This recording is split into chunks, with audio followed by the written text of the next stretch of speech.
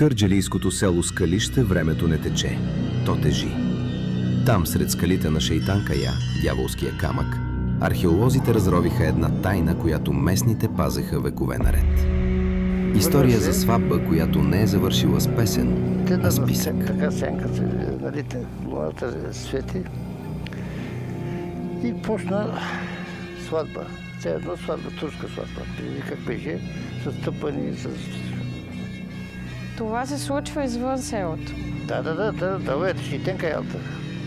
И аз продължавам и те продължават. Всички сме чували за вампири от филмите, но в Скалище те са реално. Още от 70-те години овчарите в района разказват едно и също. Как в глуха доба под светлината на луната от високото към селото се спуска сватба. Чуват се тъпани, чуват се гласове, истинска турска сватба. Но когато шествието стигне до първата къща, всичко спира. Тишина. Нито музика, нито хора. Само вятърът. През 2007 година при строеж на път багерите изриват костите. И тогава науката потвърди онова, от което хората са треперели. Открит е средновековен некропол, където всяко погребение е ритуал за обезвреждане.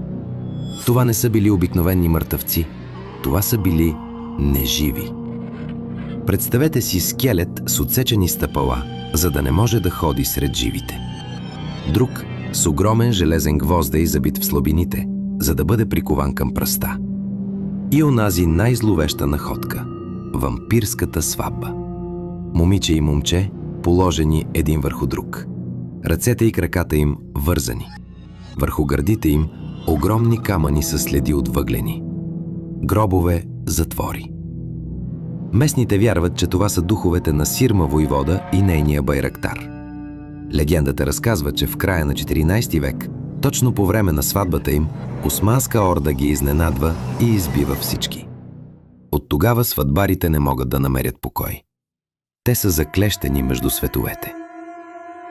В Скалище разказват и за призрака на русата девойка с бойните доспехи. Бабите се кълнат, че се я виждали в 4 сутринта на чешмата.